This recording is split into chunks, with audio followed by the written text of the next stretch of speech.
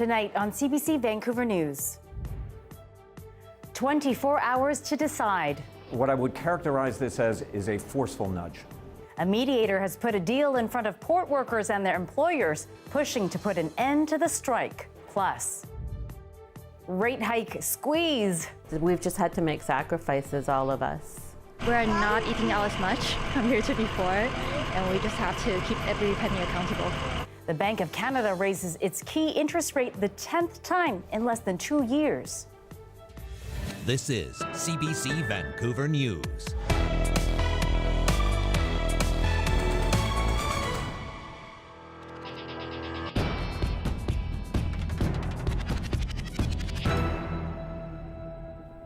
Some breaking news. You are looking at Vancouver's North Shore Mountains, where a wildfire has sparked on Mount Seymour. And just moments ago, our cameras also witnessed helicopters bucketing the fire with water. BC Wildfire says helicopters were sent to assess the fire earlier this afternoon. There has been no measurable precipitation on the Lower Mainland since mid-June. And good evening. Thanks for joining us. I'm Lien Yeung. Anita is away tonight. 34 new wildfires have started burning in the last 24 hours, with 207 still out of control across this province. Evacuation alerts and orders were expanded today, including an alert for expansion for areas affected by the Parrot Lookout wildfire, an alert issued by the Regional District of Bulkley-Nechako for an area affected by the Nilkitqua wildfire, and a new order issued by the Caribou Regional District for the Teepee Lake and Rainbow Lake areas. We are going to continue seeing hot, dry conditions with little to no precipitation and lightning in the future. This is going to continue presenting a challenge in the response inside the Caribou Regional District, and the situation will continue to deteriorate. Wildfire impacts are concentrated in central and northern BC, where over 2/3 of the province's more than 300 fires are burning. And residents in central and northern BC are dealing with dire wildfire conditions that have led to extreme air quality advisories. Prince George and Quesnel have both scored a 10+ on the Air Quality Health Index. It means people living there and in the surrounding areas face high health risks due to air pollution. Williams Lake, which sits about 100 kilometers south of Quesnel, scored an 8 on the index. A light white ash has been seen falling from the sky in those cities, covering cars and buildings.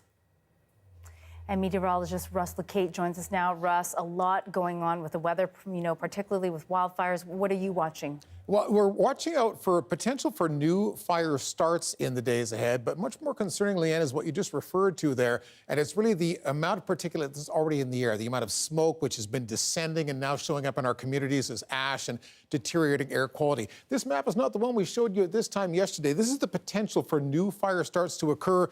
Why are we suddenly seeing more green and blue down here with a lower expectation for further fires? Because the thunderstorm activity the past couple of days has been laden with moisture. We have some real good downpours happening in the southeast corner of the province. That was not the case at all through the central part of the interior, nor the northern half of the province over the preceding few days when all those fires started. So I want to show you something I ran through a 72-hour forecast model here in the upper atmosphere, give you a really good idea of what we expect to happen between now and Saturday as that Hudson's Bay low begins to descend back into Manitoba. And this Texas Panhandle high migrates to the American Southwest. We've got a huge omega block pattern setting up. And what does that mean? Stagnant conditions, sunny skies, temperatures going up 5 or 10 degrees above normal. So in spite of the fact right now that around Metro Vancouver, we have fresh air, sunshine, a few clouds, even a few showers moving up the Cascades, your forecast locally tomorrow, it is still a fresh air forecast. We have lots of sunshine for Thursday, the temperature in the low 20s in Metro Vancouver, mid-20s in the Fraser Valley. We'll talk about that omega block and what it means for Metro Vancouver coming up later in the hour. Okay, sounds good. We'll talk to you soon. Thanks, Russ. The strike at BC's ports could be coming to an end if both sides agree to a recommended settlement. Yesterday evening, the federal labor minister asked the senior mediator for a written recommendation. Now, as Mira Baines reports, the two sides have 24 hours to respond. A recommended deal is in the hands of the International Longshore and Warehouse Union and the BC Maritime Employers Association. It's day 12 of the strike that has paralyzed BC ports. Labour Minister Seymour says a good deal is within reach. But I am confident that when the members on both sides see the details of these terms of an agreement here, that they will go along with it. What I would characterize this as is a forceful nudge. The main issues for port workers include cost of living, port automation, and outside contracting. Premiers and territorial leaders meeting in Winnipeg weighed in. I'm really hopeful that both sides reach an agreement at the table that's going to last. Others have been pushing for back-to-work legislation. When we see a 12-day disruption, it's going to take I'm told 2 to 5 times as long for us to be able to not only clear that backlog, but get those chains operating back to normal. Business and industry leaders unveiled a port calculator showing a dollar figure for how much trade has been disrupted by the strike so far, more than $8 billion. To understand the impacts of the strike, business leaders say there are about 63,000 shipping containers that are waiting to be unloaded. But by the end of the month, that number could go up to 245,000. So this is a positive first step, but there is no guarantee that this is going to end quickly if either side opts out. And so we are calling on the federal government to do what's necessary if either side opts out and pass back to work legislation if required. That means we are seeing a slowdown in our operations and a shutdown starting this week. This has direct impact to our employees, families, and force-dependent communities around the province. The federal labor minister says the relationship between the two sides was starting to fray, but would not commit to back-to-work legislation. We respect the collective bargaining process and the rights of workers, but at the same time, the Canadians need a deal. The next step is for both parties to communicate their willingness to ratify the deal or not. The deadline is Thursday morning at 10:30 a.m. Pacific Time. Mira Baines, CBC News, Vancouver. The Bank of Canada has raised its trend-setting interest rate again. The quarter-point boost puts it at 5%. The central bank has been trying to slow the economy in an effort to bring down inflation, but the economy has been more resilient than expected. The bank says strong consumer demand and a strong labor market continue to drive inflation. The next rate announcement is on September 6. Today's rise is the 10th increase by the Bank of Canada since last March. As Joel Ballard reports, homeowners are now struggling to keep up with mounting mortgage payments. A year and a half ago, Lena Chandy switched to a variable mortgage on her townhome. It was only supposed to be for a short time so she could remortgage for a renovation. All of a sudden, boom, the first increase happened. And I was like, okay, well, whatever, that's fine, I can handle it. And then the second increase happened, and then the third increase happened. And then the fourth, and then the fifth, and now my mortgage payment is doubled. The single mother of 3 pays an extra $1,000 every month. We've just had to make sacrifices, all of us. Gone are the vacations, eating out is limited, a common theme among many British Columbians, especially homeowners with variable mortgages. I'm already not paying my principal, and my interest is so high that my payment is not covering only the interest. And there's concern that the high interest rates will make it even harder to get into a housing market where prices are already out of reach. To me, it does not seem feasible that at least in the next 15 to 20 years I will be able to own my own home. Not with parental help. Not without my parents. Which is going to extend our ability to retire younger.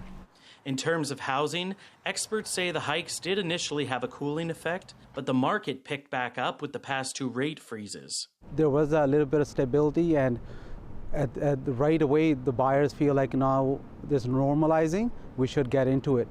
Meanwhile, for this family of 5, mortgage payments have risen by $800. Well, it's hard for everyone around me that I know, and for our family for sure. We are not eating out as much compared to before, and we just have to keep every penny accountable. The Credit Counseling Society says it has seen an increase in clients struggling under rising mortgages, but adds that there is a way to tackle mounting debt. Starting with a budget, look at where you spend your money on in a given month. Then compare it with how much money you have coming in and set a goal. Is the end goal to, maintain the lifestyle that they have? Okay, that's great. Let's see what we're working with right now. Is the end goal to start paying off debt within the situation that we have? Okay, if that's the case, let's look at the situation, see what's actually available to you. Back in Surrey, Chandy says she plans to ride out the variable mortgage, hopeful that this increase will be the last. Joel Ballard, CBC News, Coquitlam.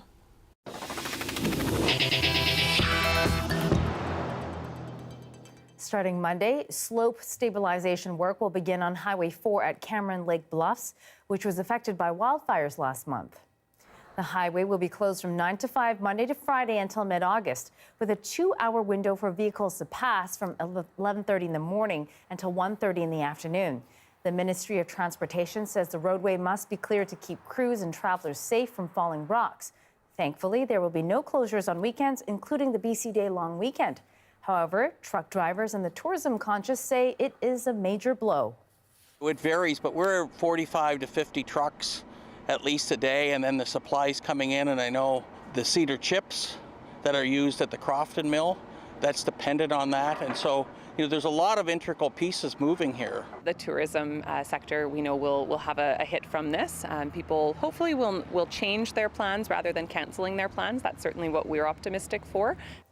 Tofino and Ucluelet saw a $44 million hit during the 3-week highway closure. So tourism operators there have asked Transport Minister Rob Fleming to extend the 2-hour window to 4 hours. The highway will open to alternating traffic between 5 p.m. and 9 a.m. And if you're traveling, a note that Highway 1 is closed between Revelstoke and Sicamous after a multi-vehicle accident. Drive BC says the highway is closed until further notice, but will give another update at 7 p.m. And construction crews throughout Kelowna stopped working and sounded horns this morning, marking the 2nd anniversary of a catastrophic crane collapse. Families of the 5 victims wept alongside construction and trade workers during a moment of silence. The crane was being dismantled when it came crashing down. Plans for a permanent memorial were unveiled and will include dedicated areas for each of the 5 men. This is just one way we can honor those who lost their lives the morning of July 12, 2021, while also promoting awareness and education around safety in the workplace. The 2-year anniversary also marks a deadline for civil lawsuits related to the accident. Multiple investigations are still underway. The workplace incident is described as one of the worst in BC's history. Federal Conservative leader Pierre is in Okanagan today, talking with supporters and addressing the port strike and Bank of Canada rate hike. But he also aimed to set the record straight after drawing criticism by suggesting parts of the Okanagan looked like a third world country. In May, the Tory leader tweeted a video showing a homeless encampment and writing, "This is Kelowna," after 8 years of Trudeau and the NDP. The comparison sparked debate across the country. Kelowna, parts of Toronto, parts of Calgary have had these tent cities go up that if you were looking at them, you didn't know where you were. You might think you were in a third world country. But this is life in Canada now after 8 years of Justin Trudeau. The Tory leader is holding a rally in Penticton at this hour. It is his first official trip there since becoming leader. The riding has been an NDP stronghold since 2015. The Vancouver Folk Festival is back this weekend at Jericho Beach. After getting cancelled, then saved again, there was an outpouring of support and funding that kept the festival going. And the community gives us strength. The support of government gives us strength. And we're working on developing those relationships, bringing in sponsors. The 46th edition of the festival will be smaller, though, than previous years, with fewer stages and artists. Still, this weekend, more than 40 musicians from all over the world will be hitting the stage. Forced to move rooms or leave moments before undergoing medically assisted dying. More on a BC healthcare operator's controversial MAID policy next.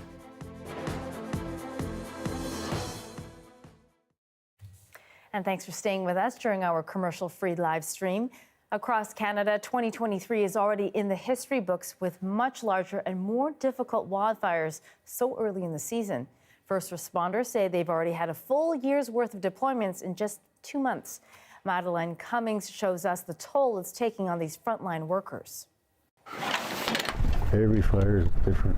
Harold Cardinal has been fighting wildfires in Alberta since he was 17. Over the past 30 years, he's seen the season get longer and the fires become scarier. They're intense, Even the heat, you're standing away from, say, 200, 100 meters, you still feel the heat now, not like before. The growing size and the spread of these wildfires, firefighters say, are adding to the trauma. This job is very, very demanding. It's very stressful and it's very dangerous. So you go ahead and compile all those three different elements into one job. It can do a number on the mental well-being on any person, regardless of how strong they are. This record-breaking season especially has been tough on people, and it's not over yet. We've experienced what we usually experience in a year in 2 months already. That toll being felt on wildland firefighters across the country. I'm glad that you reached out. The Tema Foundation, a nonprofit focused on first responders, was on the front lines of the fires in Nova Scotia. Immediately, it stepped up, offering free crisis counseling. We know that it's very difficult for first responders to ask for help, to accept help. Their attitude is, this is our job. This season has been unique. Steve Lemon says after seeing so many staff struggle following the 2018 BC wildfire season, his province took action, offering more counseling, peer support programs, and specialized mental health training. It even increased the number of days off between successive deployments to fight long-term fatigue. It will cause pressures on resourcing, and we know that. But we're really kind of focused on trying to maintain the health of our people that way. As wildfires worsen, the need for firefighters who are experienced and resilient is more important than ever. Madeline Cummings, CBC News, Edmonton.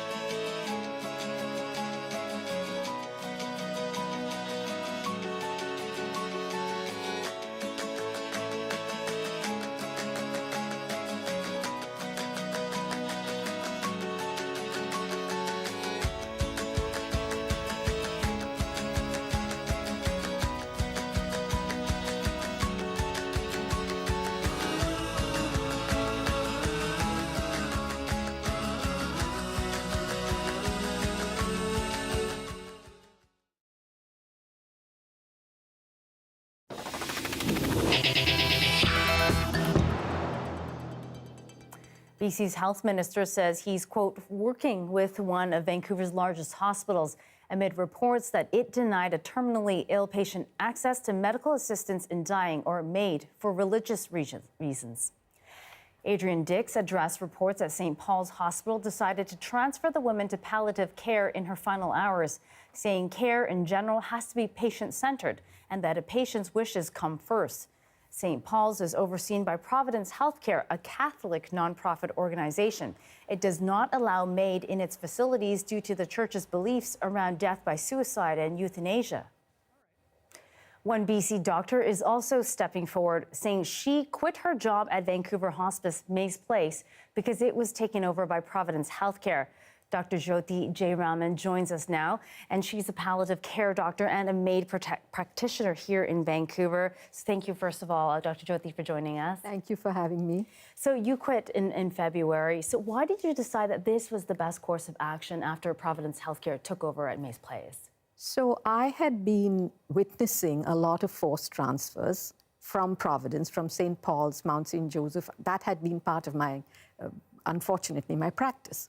And then I expected that the existing facilities, which were faith-based, would continue until something big happened to change it. What I did not expect that other facilities which permitted MAID would now be handed over. And that's what happened. Maze Place used to permit MAID, but when it was taken over by Providence, it would no longer do it, which meant patients under my care would have to be transferred. That was not acceptable to me. Right, and so, you know, this policy as it was being played out, what did you see happen? So initially what we did, or at least what I did, was I tried talking to the Vancouver Coastal Health leadership, just trying to say, maybe you don't know what forced transfers look like, but I've seen them and it's not a great way to go. So one of the things that is suggested as a solution is to provide what's called a workaround room, which was created in St. John Hospice.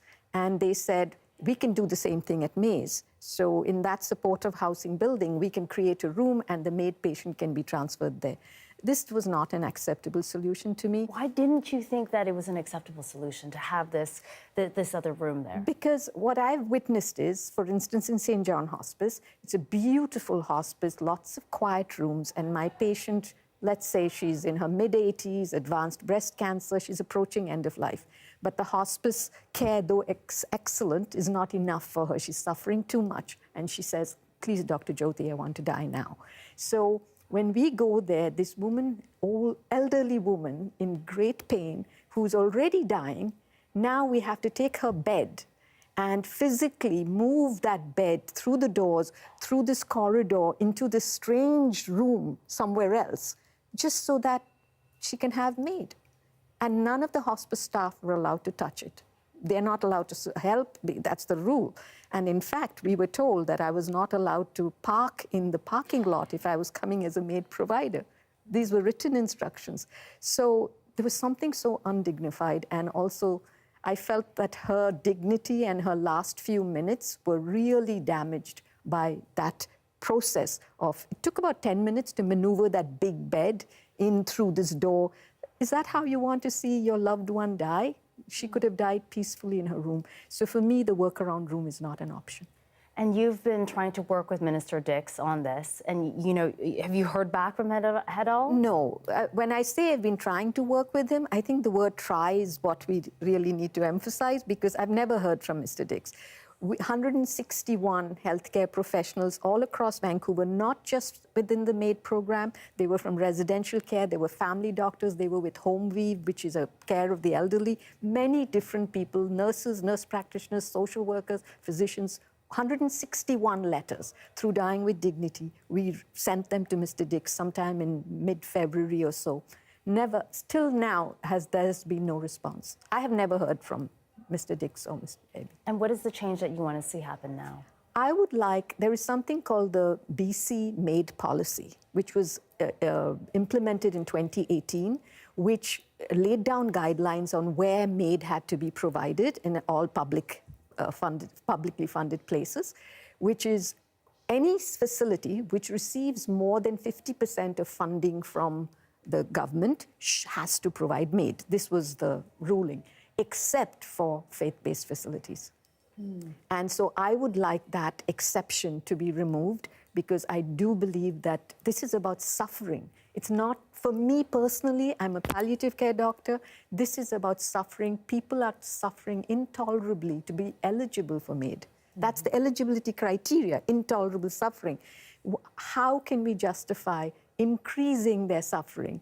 To me, it's actually a no-brainer. I guess so. Hey, I think for you certainly has been, but it's been up for debate. I really appreciate you coming in to talk to us about that today. Dr. Jyoti J Rahman. Thank you so much. Popular YouTuber Logan Paul has had his energy drink recalled by the federal government over concerns for its customers and health and safety. We'll tell you more, including the apparent risk for younger Canadians. That's next.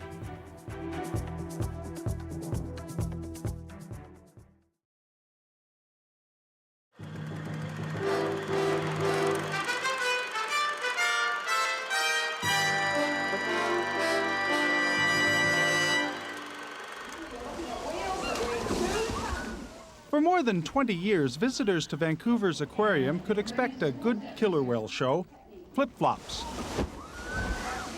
fin flapping, fluke flutters, phonetics, 4 times a day.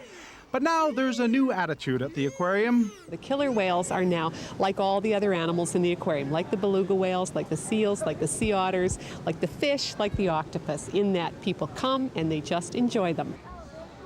That means no more scheduled performances. Some folks feel let down. Well, it's a little disappointing. Yeah, my kids are looking forward to seeing them, but we've seen them a lot. We've been members for a long time. We were sort of expecting a show of tricks and things that the whales do. So you're disappointed? Disappointed, the kids are. That's something that we find is critical for the animals here is change and challenge. The whale guide explains that Biasa, the female orca, is pregnant and that the aquarium wants to create a stimulating, natural environment for the whales and not force them to perform on cue. More than a few people appear a little subdued. Our greatest problem here is to rework the public expectation and try to encourage people to not think of the whales as something that should perform for them, but something that they should enjoy in and of itself. Now that sounds very good, particularly at a time when many people are questioning whether whales should be in aquariums in the first place. Payne's not saying this policy is a response to the criticism, but it must be difficult to explain the new policy to the whales because suddenly it's 2 o'clock, a time when the whales used to put on a performance. From years of experience, they know that showtime means mealtime. So out come the trainers.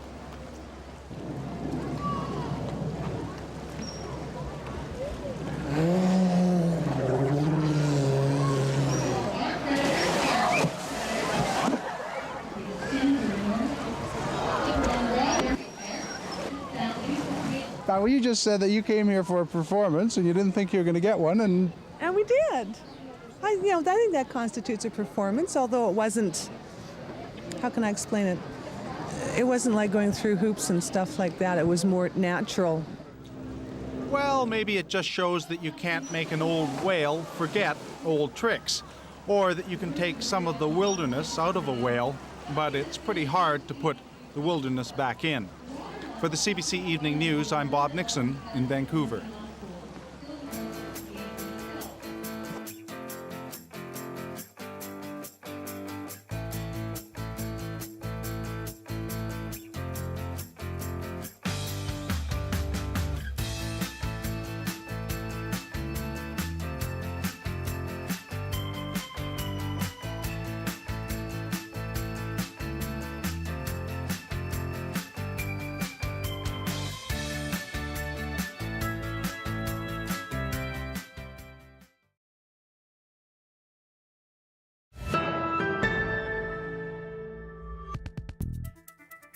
The Assembly of First Nations continued its summer assembly today after spending much of yesterday dealing with the recent removal of National Chief Roseanne Archibald. Today's gathering struck a very different tone. As Brett Forrester tells us, a 3-woman panel released a report on sexual harassment and toxic behaviors within the Assembly itself.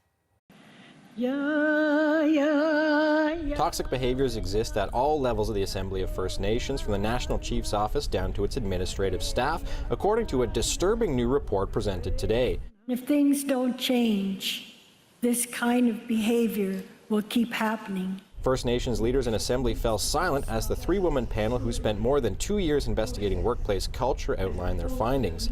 As the panelists explained, staffers shared stories of an internal culture tarnished by sexual misconduct, harassment, and bullying. Sexualized and suggestive comments, unwanted and unwelcome touching, and bullying at the hands of some elders and knowledge keepers who know they are protected by their own position and by others who are in positions of power, made those impacted feel helpless and unheard. The panel is calling for widespread reform, including banning the use of non-disclosure agreements to muzzle survivors. The emotional and heavy report struck many as an alarming call to action. Let's take responsibility and let's clean house. Let's clean our organization up. Thank you. Recently ousted National Chief Roseanne Archibald pressed for this review back in December 2020 when she was still Ontario Regional Chief. What has happened to me has come from hatred. But she wasn't there to hear from the panelists because she was barred from the meeting yesterday after failing to convince chiefs to revisit her removal. Newly sworn in interim National Chief Joanna Bernard, seeming moved by the weight of the findings, responded instead. We are deeply disturbed by what the panel has found. Our organizations must never condone hate, discrimination, or bullying on the basis of gender or sexual orientation. The Assembly wraps up tomorrow with scheduled addresses from federal politicians. Brett Forrester, CBC News, Halifax. Canada's premiers ended their 3-day meeting in Winnipeg talking about infrastructure. And as Ashley Burke explains, they want to keep the conversation going, but with the Prime Minister. morning. Premiers wrapped up 3 days of talks in Winnipeg by asking for another meeting. Premiers are calling on the Prime Minister for a dedicated First Ministers meeting on these critical infrastructure priorities. The Prime Minister has said new infrastructure money is coming to address the housing crisis.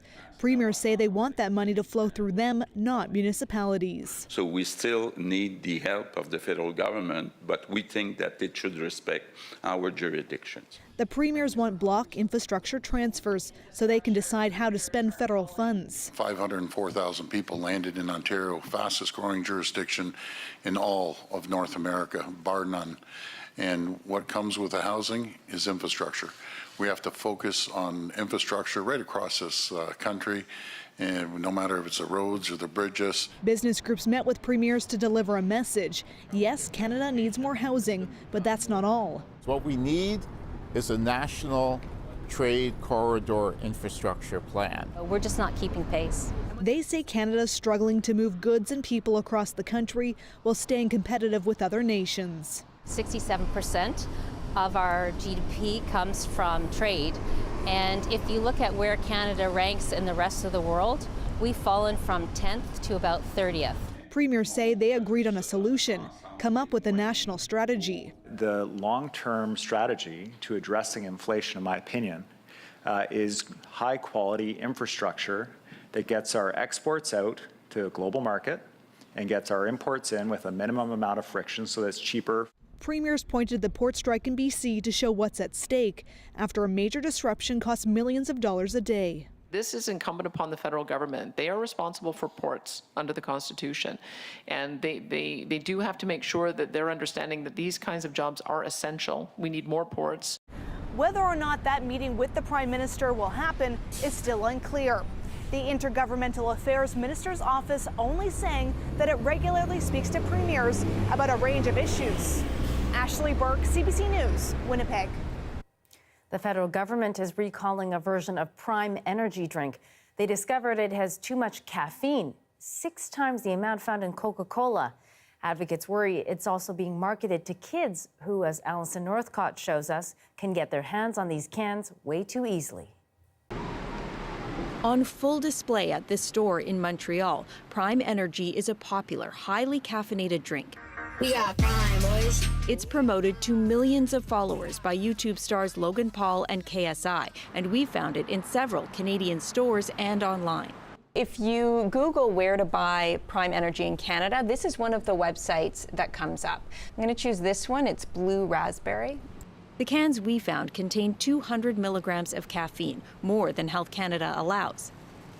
The Canadian Food Inspection Agency says it's aware that some stores in Canada may be selling Prime Energy without approval, and that a decision to recall has been made based on a health risk assessment. I've been following this drink for some time, just waiting for it to arrive in Canada. Jim Shepard's 15-year-old son Brian died from a sudden arrhythmia in 2008. What caused his heart to stop remains unexplained, but Shepard suspects an energy drink played a role. He's been advocating for more regulations ever since. If I was a regulator, I would have been proactive about this. I would have been already sending out a notification that these drinks aren't permitted across the border. Too much caffeine, especially in individuals with low body weights, is problematic. This doctor says a lot of children and teens are consuming these drinks. Energy drinks companies have been largely in charge here, and the Canadian government needs to do more in terms of getting a handle on what's in the market. Prime says its drinks are within the legal limits of the countries they're sold in and says it has a Canadian version with less caffeine.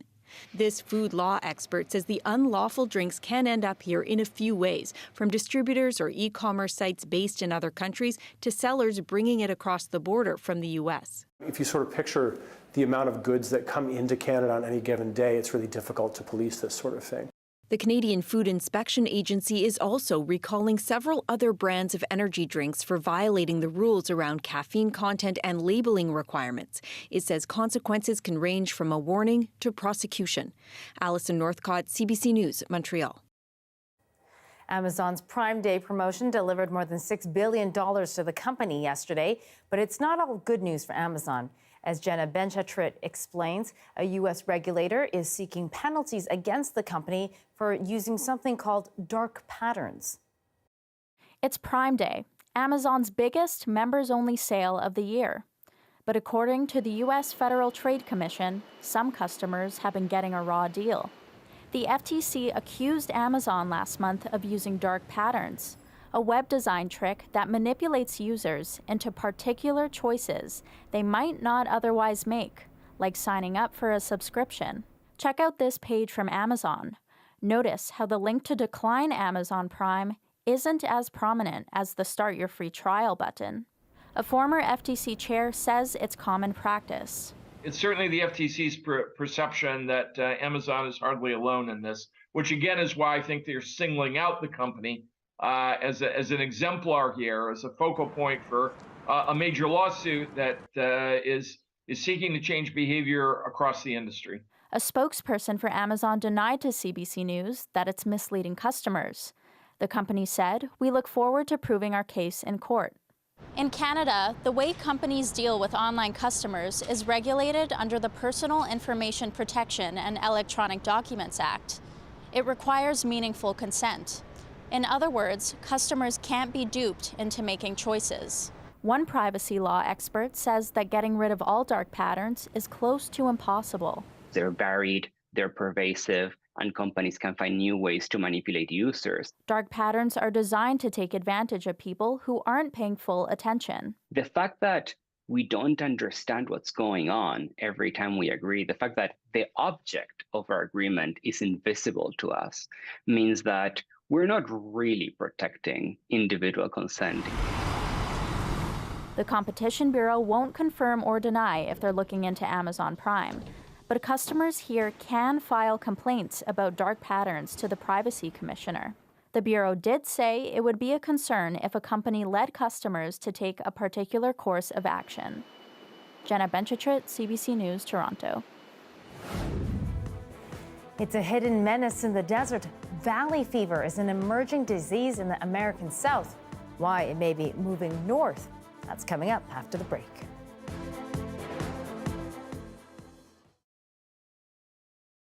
By the time the train starts to roll towards Mégantic, it has breached the following safety measures. The safety data sheets have been falsified. It's carrying extremely dangerous goods on MMNA's broken tracks. The tankers are known to be too fragile. It's a one-person crew. The engineer is uninformed that his train is broken. The train sits on the main track, on a slope. There's no emergency derail on the tracks. MMNA prohibits using the automatic brakes. Harding's immobilization test is non-compliant. Too few manual brakes were applied. And employees are afraid of being penalized if they refuse to obey company orders. To anchor by yourself a train carrying 10,000 tons of crude oil on the main track, on a slope, with no safety derail, while leaving the locomotive running, was that normal procedure? According to MMNA, yes. This was known by Transport Canada? Yes. Tolerated by Transport Canada? Yes. Approved by Transport Canada? Yes. The Athabasca Sand Dunes in northern Saskatchewan is a surreal landscape in the middle of Canada. Some dunes are 30 meters tall and hundreds of meters long. It's the world's largest northern dune landscape. And summer is when the dunes are on the move. Sun reflects off the exposed sand and creates hot air updrafts that suck in cooler air from over Lake Athabasca. These strong winds sculpt the sand into huge dunes. Over the years, these dunes slowly migrate across the landscape into the surrounding forest.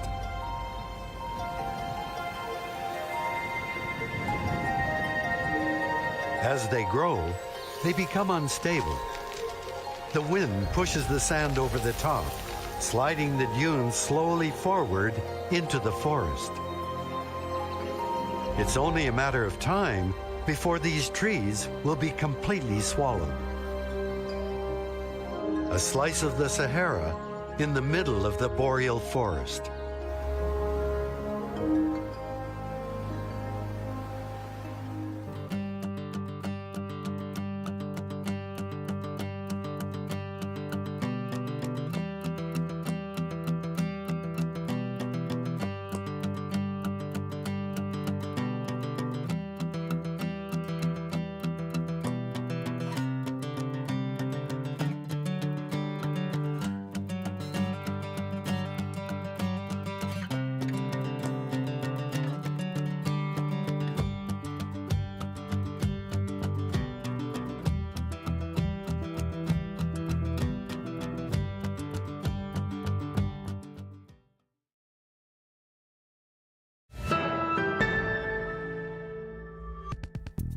One local tattoo artist is paying tribute to his hometown, Maple Ridge, with a song. Alex Rousey expected some haters when he posted the song online, but he was pleasantly surprised by the love. At first, the Maple Ridge song was a huge kind of joke. And then, you know what? I was like, let me make it better. Let me take out the swearing. I'll make it for everybody and try to hit all the bases. So then I just kept going in and making it better and better. Right? It's still kind of funny. It's still comedic, right? And so I just, you know what? When you commit to something, you go in 100%. It's crazy what can happen. Rousey believes his authenticity is the reason why so many people love it. The song references many things Maple Ridge residents would relate to. Here's a little snippet of Maple Ridge by Alex Rousey. In the shop, whatever's in your cup, when you get to Maple Ridge, just hit me up. It's Maple Ridge till I die. I'ma get that tattooed on my thigh. Floating down Alouette River, not stop. Hit the rocks and I lost my flip-flops. And yes, he did really get that tattoo. Rousey wrote the anthem last fall, but waited until the summer to put it out. He's hoping it becomes a song of the summer.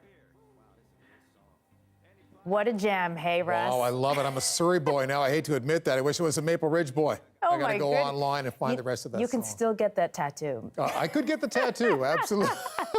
I love that. Well, like you said, you know, going all in, right? When you believe in something, lean into it. That's right. Even lost his flip-flop. That was really great. That was fun. Love that segment, Leanne. Thanks so much. Yeah, how are we looking at weather-wise? Well, you know, earlier we were talking about this developing omega block that's coming for Friday, Saturday, Sunday, and it's province-wide. And really what that means is a stable weather pattern, warmer temperatures, lots of sunshine. The smoke that is aloft right now is likely to stay suspended for several days yet.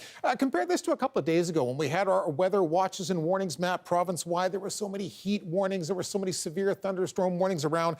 Now we don't have any heat warnings to talk about, but we do have a small sampling of thunderstorm watches, and it's for the northern parts of the Fraser Canyon, northern sections of the Okanagan, southern parts of the Thompson, one warning into the North Thompson, and the rest of the province dominated by the Smoky Skies Bulletin. That smoke is descending, air quality is deteriorating, and so too is visibility. That's likely to be a problem for a number of days yet. Of course, we've had some lift here in the southeast part of the province, and that's helped to sort of stir up the air somewhat. They're not experiencing nearly as much smoke.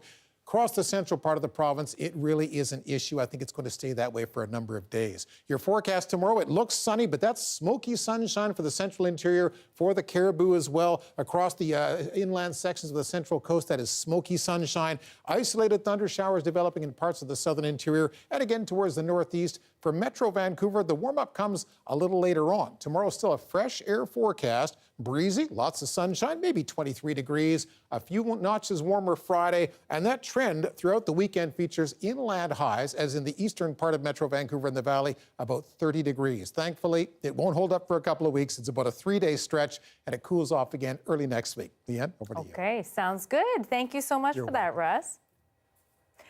Record rainfall in the capital of India has swelled a river that runs through the city of 20 million people. Water levels in New Delhi are above the danger mark, and some areas close to the river have already been flooded. Officials say the levels are at a 45-year high. and they've started moving people who have been marooned by the fast-rising water. Hundreds of residents scramble to get to dry ground and safety. About 2,500 relief camps have been set up to help those displaced by the floods.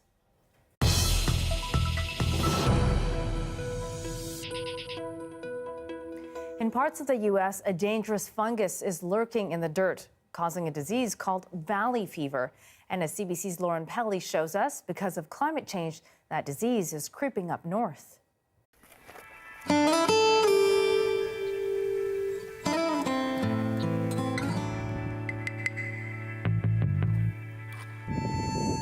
In Arizona, the saying goes like this: everything in the desert is trying to kill you. One of the biggest threats here is invisible, a potentially deadly fungus hiding in the dirt. I suppose it's everywhere. It's super easy to inhale. That's kind of a scary thing. Jesse Hebert thinks he got infected soon after moving to Arizona a few years ago, because not long after, strange things started happening in his body. It was simply physical exhaustion, almost inexplicably. Like I just felt like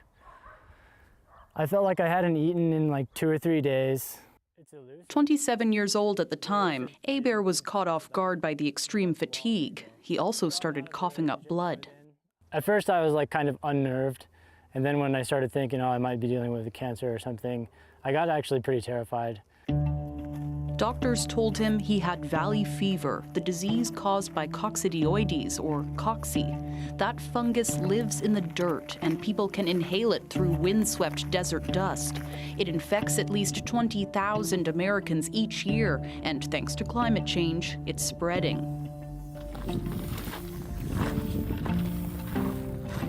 On the dusty trails of Granite Mountain Trailhead in Scottsdale, Arizona, this research team is trying to track it down by collecting soil samples.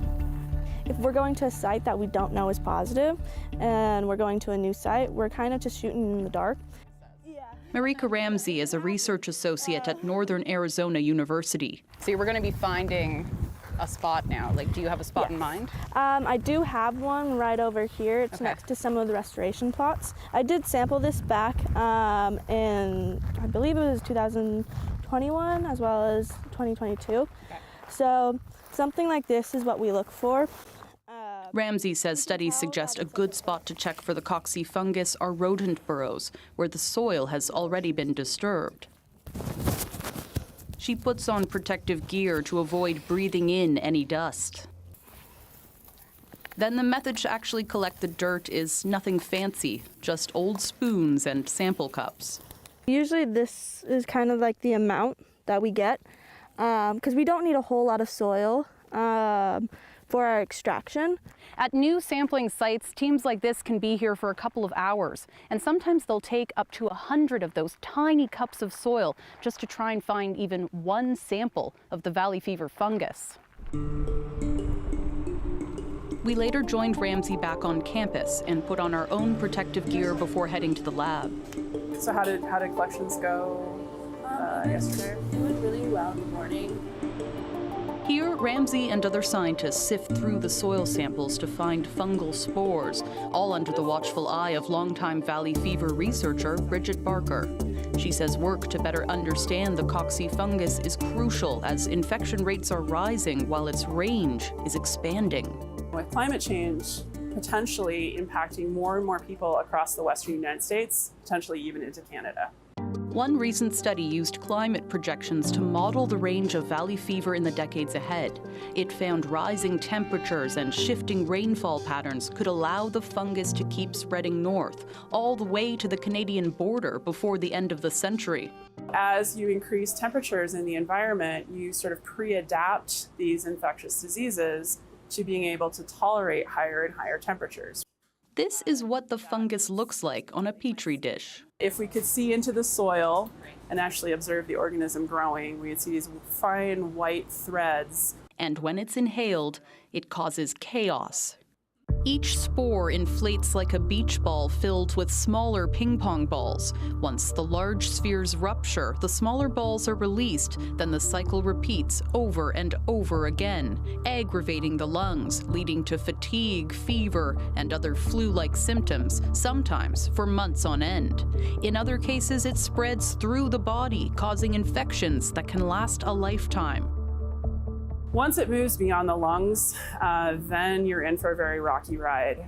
That's a feeling Dr. Fareeb O'Donovan's patient Renee Benoit knows well. We met them both at the aptly named Valley Fever Center for Excellence in Tucson. Some people, it disseminates and they get worse. Some people, it kills them. While Benoit has been living with this fungus inside her body for more than a decade. I know that I have valley fever still in my lungs, and that it isn't cured. It could reactivate, grow, and perhaps get into your bloodstream, and God forbid get into lung and brain and cause meningitis, can go into skin, cause a skin infection. It took time for Benoit to get a proper diagnosis, since even in Arizona, frontline medical teams aren't always familiar with valley fever. Her infection is now under control through antifungal treatments, but Treatment for life means several pills a day, every day for life. Dr. Donovan says her team's goals are educating more clinicians and developing vaccines to prevent rare but life-threatening infections. Unfortunately, those cases get to us when it's already disseminated, when it's already in that complicated stage.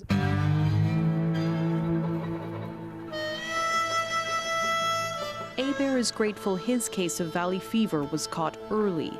He took antifungal medications for 9 months and likely gained immunity to protect against another infection. But there's also a chance the fungus is still lurking inside his body. Could it reoccur, or am I going to have lasting issues? A concern more and more people could be facing in the years ahead from a health threat hiding right beneath their feet. That was the CBC's Lauren Pelley reporting from Arizona. It's an unusual sort of obstacle course with roots in Northern Europe. After the break, how Canada came to host its first ever wife carrying competition.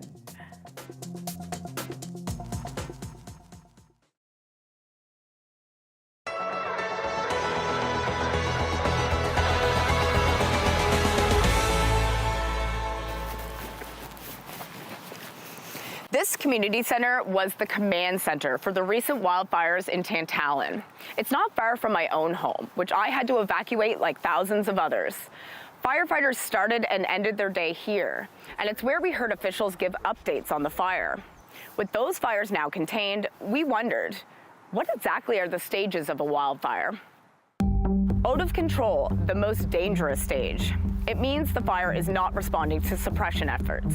DNR says for every wildfire, there's an incident commander, and their job is to survey the scene and create a plan of attack, taking into consideration things like weather, topography, and the fuels of the forest, and the overall environment. Most times, crews start with getting a hose line around the perimeter to gain some type of containment. They're not trying to extinguish the fire. They're trying to knock it down to get it to a manageable level and stop it from growing. During this stage, safety zones and escape routes are made in case weather throws a curveball. There's also two types of attacks, direct and indirect. Direct is what you'd probably imagine fighting a fire looks like, spraying water on the fire from the ground, water bombers dumping water from the air.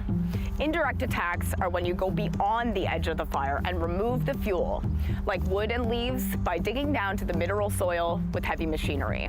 It's something DNR's Dave Steeves referred to as dozer breaks time and time again. That creates a fire break so that it burns itself out. Being held falls somewhere in between the fire being out of control and under control. DNR says this stage is reached when the incident commander is comfortable saying the fire likely won't spread. There's a reduction in the flame front, some sort of break around the perimeter, and suppression efforts are working. But DNR warns that can quickly change because of things like weather and topography. Even a slight change in any of these can change your tactics or even change the status of the wildfire. Under control means crews are able to ensure the fire won't keep spreading. Crews work on wildfires from the outside in. If they've stopped the spread, then they're able to start moving inward, snuffing out areas of concern and dousing hotspots within those limits. It's what you've maybe heard referred to as a mop-up. Patrolling involves turning over rocks, ripping apart stumps, feeling areas of concern with the back of your hand. This part can take a really long time because it takes a great deal of comfort for the incident commander to move on to the final stage. When the fire is extinguished, they're patrolling the area, looking at past, current, and forecasted weather, and they're considering the fuel types on the scene and whether they could spark back up. They're also considering the time of year the fire happened. In the spring, fires burn quickly, but they don't tend to burn deep underground like they do later in the summer when the ground is drier. It's all based on science, and really every decision that the incident commander makes throughout the wildfire is carefully weighed and made in collaboration with many experts.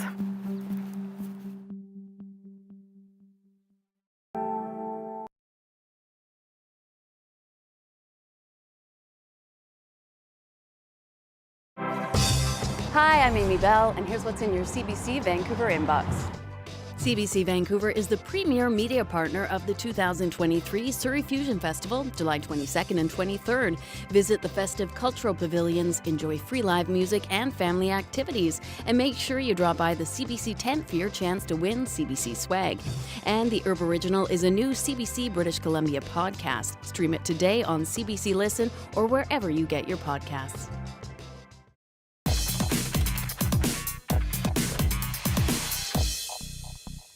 This year is supposed to be a big post-COVID return for blockbuster movies, but it's been a bumpy ride. Many titles have underperformed in ticket sales, creating a worrying trend for Hollywood. Jackson Weaver looks at what causes a movie to fail and whether that will change what we see on the big screen. Action star Tom Cruise has an optimistic catchphrase. See the movie!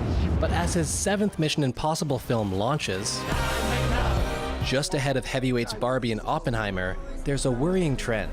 Can we talk about what's going on with the box office right now? Here's a taste. Indiana Jones and the Dial of Destiny will likely earn its studio less than half its cost. I'm an idiot. Shazam! Fury of the Gods' failure prompted star Zachary Levi to beg fans to go see it. Go see Shazam! Fury of the Gods. And The Flash is being called the biggest superhero flop of all time. Just the amount of consecutive kind of disappointments that are coming out from these major movies with these very inflated budgets, I think that's what's making it so jarring. I want to be where the people are. But inflated expectations could be what's, for example, pushing Disney toward its worst non-COVID year in nearly a decade. It will be the first year that they don't have a $1 billion movie at the box office, most likely. And it's kind of astounding to think that $1 billion has become, is it a success or is it a flop? He was born into the world of the rich and powerful. Historically, though, flops have had one obvious silver lining, telling studios what audiences don't want. Take the infamous Heaven's Gate. That's the white whale of all flops. The 1980 bomb essentially ended the era of big-budget art films, setting us up for the popcorn fare we have now. Comment down below the name of a big flop. But this flop historian says, with the rise of streaming services, a movie tanking at the box office means less, and that's on purpose. If a studio has a choice, they're not going to set up a second paradigm where they have to constantly announce that these plans backfire or these embarrassing flops. So if you were hoping your ticket purchases might discourage more superheroes and remakes, the studios may not be listening. Jackson Weaver, CBC News, Toronto. It started in Finland and now it's in Canada. The first official wife carrying competition took place in Alberta. The aim of the game is simple. One person carries their spouse through an obstacle course in the hopes of winning their weight in beer, plus 5 times her weight in cash. Take a look. Kind of just like get down in a nice athletic stance, and then Lisa steps over, and then we just kind of squat up, and then we're ready to rock. I'm Justin Sauvé. I'm originally from Edmonton. Hi, I'm Lisa Shankowski, and I'm from Cold Lake, Alberta, and we decided to test the trust in each other and compete in the wife carrying competition. So we're going to an event in Lac La Biche that is part of their fair. It's a wife carrying competition where you have to run 250 meters with your wife on your back, and the first person across the finish line gets their wife's weight in beer ×5. We do most things together. We teach together, we work on our masters together, and hey, thought we'd try some competition together too. So the first technique we thought we'd try to keep Lisa's head out of the water is just kind of like a double-leg fireman and just kind of run like that. But Lisa kept sliding off of my shoulder. So then we tried the piggyback. I couldn't breathe. And then we left off on the upside down backpack. Here we go. I essentially turn into a human backpack, and then we run. It's from Finland, and you see all of these people going over obstacles and through water with their wife on their back. We're both really strong, and it fits into what we're good at. I carry Lisa, she carries me most of all, and this is how we can use our strengths to our advantage. We are not married, but we're going in there pretending like we're married. We are engaged and we're together, and so this is, the true test of trust. Oh, if you can make that, you can make it through marriage, right? Oh my goodness, that's too funny. Thank you to that couple for sharing their techniques. All right, that's it for us tonight. CBC News at 6. A reminder to watch us on CBC Gem. It's ad-free. I'll see you back here tomorrow. Have a good night.